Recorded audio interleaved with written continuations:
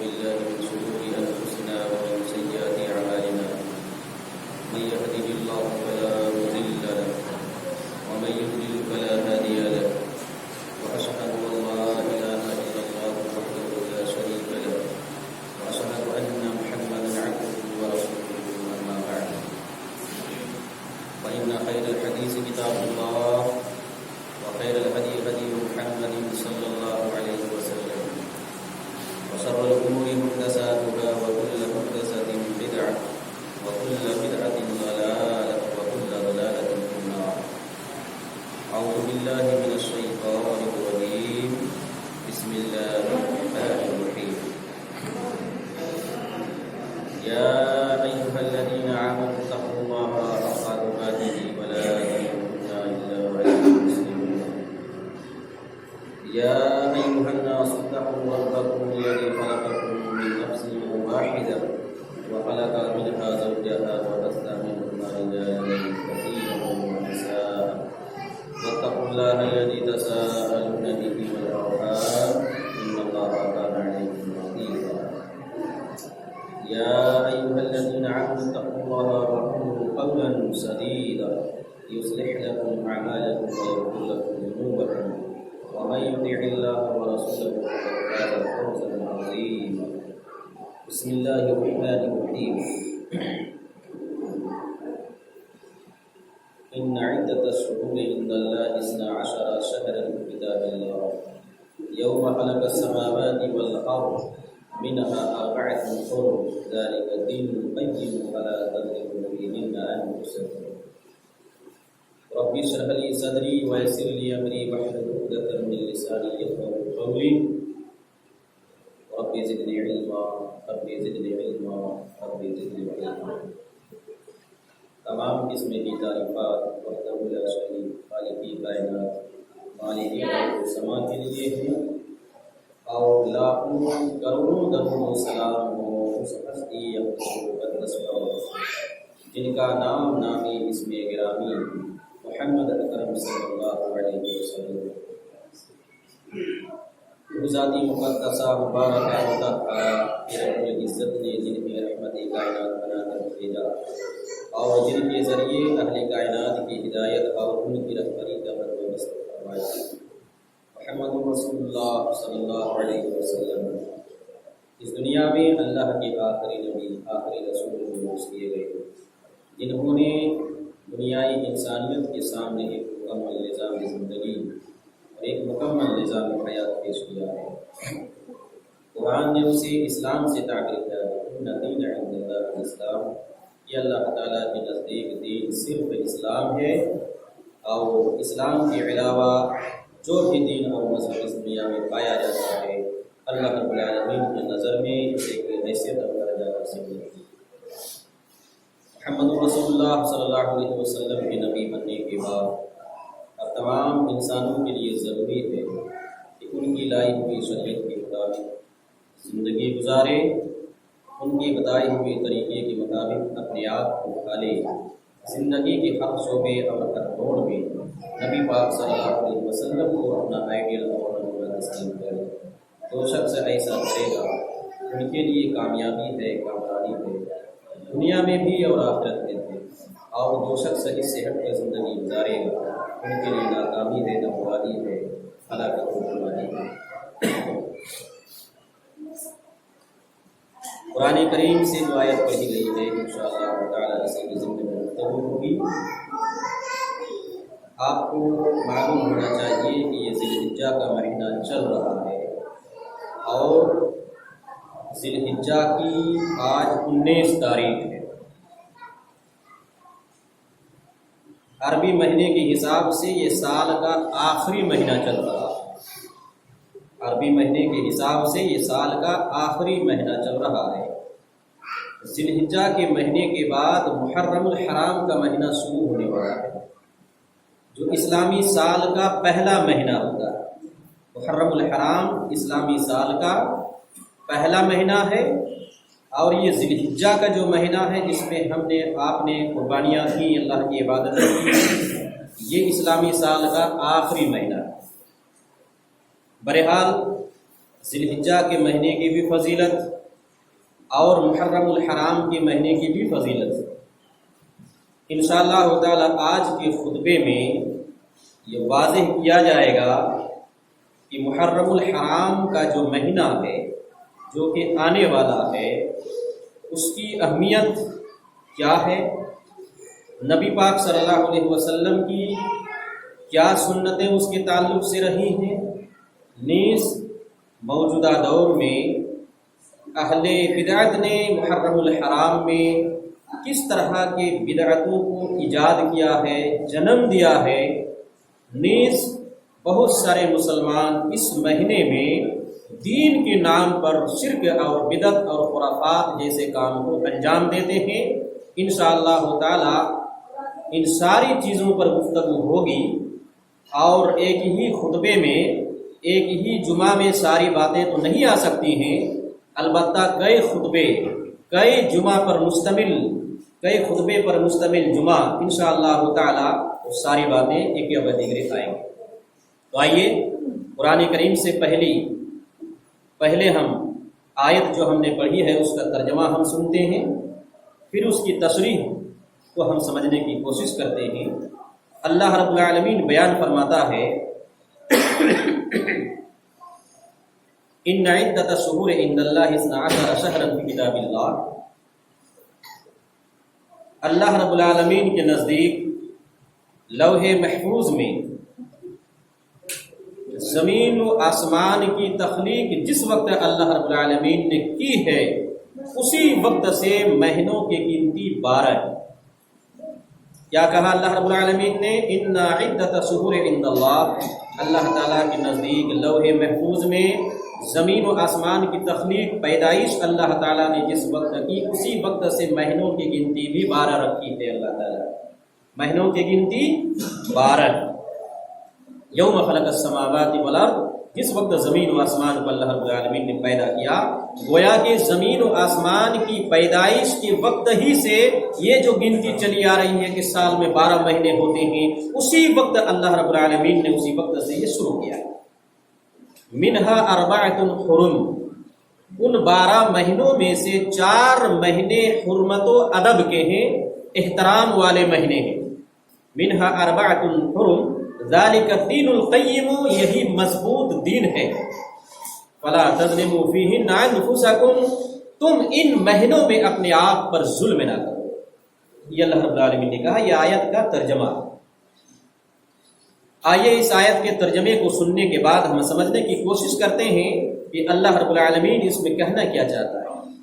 بتلایا کہ جب اللہ رب العالمین نے زمین و آسمان کی پیدائش کی ہے اسی وقت سے سال کے 12 مہینے بھی اللہ رب العالمین نے وجود میں لائے، جن میں سے 4 مہینے حرمت و ادب والے مہینے ہیں، اور یہی سیدھا دین ہے۔ اس میں اللہ رب العالمین نے ظلم کرنے سے انسان کو روکا ہے کہ تم اپنے آپ پر ظلم نہ کرو، تم اپنے آپ پر ظلم نہ کرو۔ بخاری کی حدیث ہے، حضرت ابو بکر رضی اللہ تعالی عنہ بیان کرتے ہیں کہ نبی پاک صلی اللہ علیہ وسلم نے بیان فرمایا، السنۃ 12، اللہ کے رسول صلی اللہ علیہ وسلم نے کہا کہ سال میں 12 مہینے ہوتے ہیں، منہا اربعۃ حرم، جن میں سے 4 مہینے حرمت والے ہیں، ادب و احترام والے مہینے ہیں، ثلاثۃ متوالیات، اور ان 12 مہینوں میں سے 4 مہینے حرمت و ادب و احترام والے ہیں، ان میں سے 3 مہینے لگاتار ہوتے ہیں، پیدر پہ ہوتے ہیں۔ پہلا مہینہ ذوالقعدہ، یہ ذی الحجہ کا مہینہ جو ہے، اس سے پہلے جو مہینہ تھا یعنی رمضان کے بعد شوال کے بعد ذی قعدہ کا مہینہ آتا ہے، اور ذی قعدہ پہلا مہینہ حرمت و ادب والا، اس کے بعد ذی الحجہ کا مہینہ جو قربانی کا مہینہ ہے وہ دوسرا مہینہ حرمت و ادب والا، اور یہ ذی الحجہ کا مہینہ ختم ہونے کے بعد محرم الحرام کا مہینہ شروع ہونے والا ہے، یہ تیسرا مہینہ۔ یہ تینوں مہینے لگاتار حرمت و ادب والے، لگاتار اللہ رب العالمین نے، اللہ کے رسول صلی اللہ علیہ وسلم نے ان کو رکھا، ذی قعدہ، ذی الحجہ اور محرم الحرام کا مہینہ، یہ 3 مہینے لگاتار ہیں۔ اور چوتھا مہینہ رجب کا مہینہ ہے جو سال کے درمیان آتا ہے۔ رمضان سے پہلے شعبان کا مہینہ ہوتا ہے اور شعبان سے پہلے رجب کا مہینہ ہوتا ہے۔ وہ رجب کا مہینہ جو ہے وہ بھی حرمت و ادب والا، احترام والا مہینہ۔ تو یہ 4 مہینے، 3 مہینے لگاتار ہیں اور 1 مہینہ سال کے بیچ میں ہے۔ یہ 4 مہینے جو ہے حرمت والے ہیں، ادب والے ہیں، احترام والے ہیں۔ کیا اس کا مطلب ہے؟ حرمت والے ہیں، ادب والے ہیں، احترام والے ہیں، اس کا کیا مفہوم ہے، کیا مطلب ہے، اس کو سمجھنا ہے۔ ان 4 مہینوں میں، ان 4 مہینوں کا احترام کرنا چاہیے، ادب کرنا چاہیے، ان کی حرمت کو برقرار رکھنی چاہیے۔ یعنی ان 4 مہینوں میں خصوصی طور پر گناہوں سے اپنے آپ کو دور رکھنا چاہیے، جنگ و قتال سے اپنے آپ کو دور رکھنا چاہیے خصوصی طور پر۔ ایسے تو ظلم کرنا، گناہ کا کام کرنا سال کے کسی بھی مہینے میں، کسی بھی دن، کسی بھی تاریخ، کسی بھی وقت حرام ہے، جائز نہیں ہے۔ لیکن خصوصی طور پر ان 4 مہینوں کا ذکر اللہ رب العالمین نے کیا ہے، شریعت اسلامیہ نے کیا ہے، نبی پاک صلی اللہ علیہ وسلم نے کیا ہے کہ ان 4 مہینوں کا خصوصی طور پر خیال رکھنا ہے، اہتمام کرنا ہے۔ اس میں جنگ و قتال کرنا جائز نہیں، اور اسی طرح سے کیا ہے، اپنے آپ پر ظلم کرنا جائز نہیں، اور گناہوں کے کام کو انجام دینا بھی جائز نہیں خصوصی طور پر ان مہینوں میں۔ ایسے تو کسی بھی مہینے میں کیا ہے، ظلم اور گناہ کا کام جائز نہیں ہے، لیکن خصوصی طور پر ان مہینوں میں اور زیادہ ان کی حرمت بڑھ جاتی ہے، ان کا ناجائز ہونا اور زیادہ بڑھ جاتا ہے۔ یہ اس کا مطلب ہے۔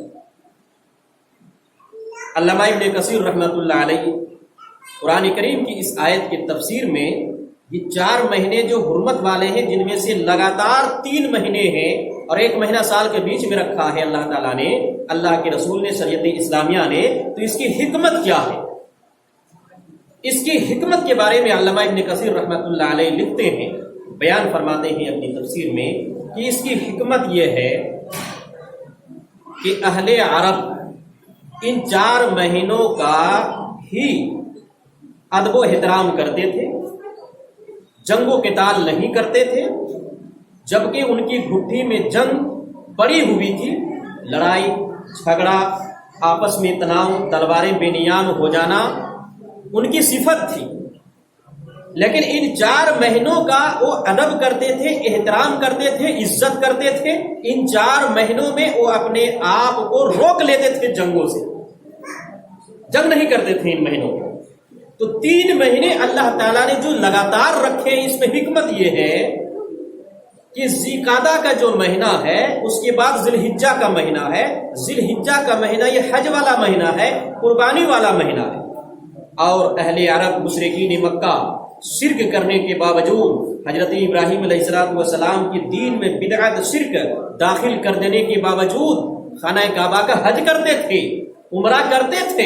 اتنا ابھی باقی تھا، اگرچہ ان لوگوں نے طریقہ الگ کر لیا تھا، جو ابراہیم نبی کا طریقہ تھا، جو اسماعیل نبی کا طریقہ تھا، جو انبیاء کا طریقہ تھا، جو نبی اور اللہ رب العالمین نے حج کا طریقہ بتلایا تھا، ان طریقوں کو انہوں نے کیا ہے، بھلا دیا تھا۔ اپنے طور طریقے سے یہ حج اور عمرہ کر رہے تھے، لیکن حج کر رہے تھے، مشرک ہونے کے باوجود بھی یہ اپنے طریقے سے حج کرتے تھے خانہ کعبہ کا۔ ان کا احترام، ان کا تقدس ان کے دلوں میں باقی تھا۔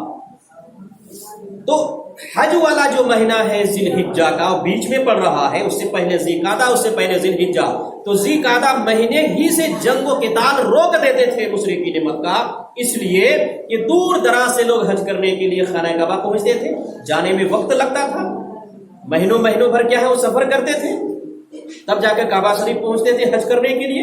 اس لیے جنگ و قتال ذی قعدہ کے مہینے میں بھی روکے ہوئے تھے۔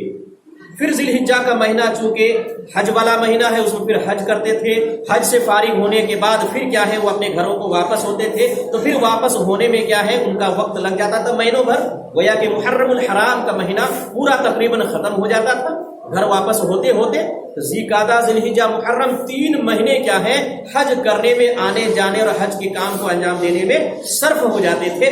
اس کی وجہ سے اللہ رب العالمین نے 3 مہینے لگاتار حرمت والا ادب والا احترام والا کیا ہے رکھا ہے، اس میں جنگ و قتال کرنا، باقی ظلم کرنا کیا ہے حرام ہے، جائز نہیں ہے۔ اور ایک مہینہ بیچ میں اللہ رب العالمین نے رجب کا مہینہ رکھا ہے، اس کی حکمت یہ ہے کہ سال بھر تو مشرکین مکہ اہل عرب جنگ و قتال میں مصروف رہتے تھے، ان 3 مہینوں کو چھوڑ کر اور پھر کیا ہے رجب کا مہینہ جو سال کے بیچ میں آتا ہے اس کو بھی حرمت والا مہینہ قرار دیا، اس وجہ سے کہ سال کے بیچ میں بھی کیا ہے جا کر خانہ کعبہ کا کوئی آدمی عمرہ کر سکے، امن کے ساتھ سکون کے ساتھ امن و امان کے ساتھ عمرہ کرنے کے لیے جا سکے، واپس آ سکے، اس لیے بیچ میں رجب کا ایک مہینہ کیا ہے حرمت والا مہینہ قرار دیا۔ یہ اس کی حکمت ہے۔ 4 مہینے حرمت و ادب والے ہیں، وہ آپ کو سمجھ میں آ گیا ہوگا، مزید تفصیل کی ضرورت نہیں ہے۔ بہرحال منہا اربعۃ حرم بتلایا، فلا تظلموا فیہن انفسکم، قرآن نے کہا تم ان مہینوں میں خصوصی طور پر اپنے آپ پر ظلم نہ کرو۔ ظلم سے کیا مراد؟ اپنے آپ پر ظلم نہ کرو، اس سے کیا مراد؟ بہرحال اپنے آپ پر ظلم نہ کرو، اس سے ایک مراد تو یہ ہے کہ ان مہینوں میں، ان 4 مہینوں میں تم جنگ نہ کرو، جنگ کر کے اپنے اوپر ظلم نہ کرو۔ اسلام نے، شریعت اسلامیہ نے ان 4 مہینوں میں جنگ کرنا حرام قرار دیا ہے۔ مسلمانوں کے لیے جنگ کرنا حرام ہے، وہ جنگ نہیں کر سکتا ہے۔ ہاں ایک صورت میں جنگ کر سکتا ہے کہ دشمنان اسلام کافر اگر مسلمانوں کے اوپر ان حرمت والے مہینوں میں بھی حملہ کر دیتے ہیں، جنگ چھیڑ دیتے ہیں، جنگ کا وہ آغاز کر دیتے ہیں، شروعات کر دیتے ہیں، مسلمانوں کو جنگ کرنے پر مشرکین کافر دشمنان اسلام مجبور کر دیں مسلمانوں کو، تو ایسی صورت میں ان حرمت والے مہینوں میں بھی مسلمانوں کا دفاع کرنا چاہیے۔ دفاع کرنا کہ اپنا بچاؤ کریں گے، جنگ کو روکیں گے، مشرکین کا مقابلہ کریں گے، دشمنان اسلام کا مقابلہ کریں گے، یہ جائز ہے۔ لیکن مسلمانوں کے لیے یہ جائز نہیں ہے کہ ان 4 مہینوں میں مسلمان جنگ کی شروعات کرے، جنگ کا آغاز کرے، یہ حرام قرار دیا ہے، جائز نہیں ہے۔ اگر کوئی کرتا ہے ان 4 مہینوں میں جنگ کا آغاز، ان کی شروعات، تو وہ حرام ہے، وہ مجرم قرار پائے گا، وہ گنہگار ہوگا، اللہ رب العالمین کی یہاں جواب دہ۔ یہ ہے حرمت و ادب کے معنی۔ اس کے ظلم سے مراد کیا ہے؟ ایک تو یہ ہے کہ ان مہینوں میں کیا ہے جنگ و قتال کرنا بند کرو۔ چنانچہ صحابہ کرام نے اللہ کے رسول صلی اللہ علیہ وسلم سے پوچھا یا سوال کیا گیا، قرآن کہتا ہے یسألونک عن الشہر الحرام قتال فیہ قل قتال فیہ کبیر، سوال کرتے ہیں، اللہ تعالیٰ کہتا ہے کہ اے نبی پاک آپ سے یہ لوگ پوچھتے ہیں محرم الحرام یعنی ان حرمت والے مہینوں کے تعلق سے پوچھتے ہیں کہ جنگ و قتال کرنا اس میں کیسا ہے؟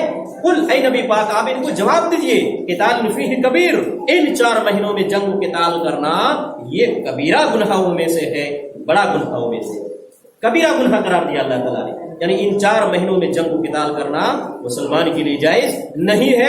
ایک ہی صورت میں جائز ہے جو میں نے آپ کو بتلایا کہ حالات مشرکین دشمنان اسلام اس طرح سے پیدا کر دیں کہ وہ مجبور کر دیں آپ کو جنگ کرنے پر، وہ آپ کے اوپر جنگ مسلط کر دیں، تھوپ دیں، آغاز کر دیں، آپ کا نقصان ہونے لگے، تو آپ اپنا بچاؤ کر سکتے ہیں، اپنا دفاع کر سکتے ہیں، مشرکین کا مقابلہ کر سکتے ہیں ایسی صورت میں، لیکن شروعات نہیں کر سکتے۔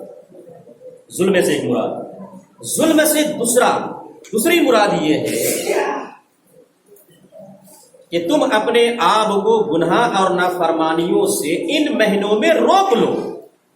ایسے تو ظلم کرنا، گناہ کا کام کرنا، غلط کام کرنا سال کی کسی بھی مہینے میں حرام ہے، جائز نہیں ہے، لیکن ان مہینوں میں اللہ کی نافرمانی کرنا اس کا گناہ کئی گنا بڑھ جاتا ہے، ڈبل ہو جاتا ہے۔ اس لیے اللہ تعالیٰ نے کہا کہ ان 4 مہینوں کا احترام کرو، عزت کرو، ادب کرو، اور ان میں تم اللہ اور رسول کی نافرمانیاں نہ کیا کرو، گناہ کا کام تم انجام نہ دیا کرو۔ اس میں گناہ کرنے کی وجہ سے کیا ہے گناہ ڈبل کیا ہے لکھا جاتا ہے۔ چنانچہ علامہ ابن کثیر رحمۃ اللہ علیہ فرماتے ہیں، حضرت عبداللہ ابن عباس رضی اللہ تعالیٰ عنہ سے نقل کرتے ہیں، بیان فرماتے ہیں کہ عبداللہ ابن عباس رضی اللہ تعالیٰ عنہ نے بیان فرمایا کہ ظلم چاہے گناہ نافرمانی یہ سال کے کسی بھی دن، کسی بھی مہینے، کسی بھی تاریخ میں جائز اور حرام ہے، ناجائز اور حرام ہے، لیکن ان 4 مہینوں میں نافرمانی کرنے کی وجہ سے کئی گناہ بڑھ جاتا ہے، کئی گناہ بڑھ جاتا ہے۔ ایک گناہ کرتے ہیں اللہ کتنا لکھتا ہے، ڈبل کیا ہے لکھے گا تو اس اور نیکی اور عمل صالح بھی اس کو بھی اللہ تعالیٰ کئی گنا زیادہ لکھتا ہے۔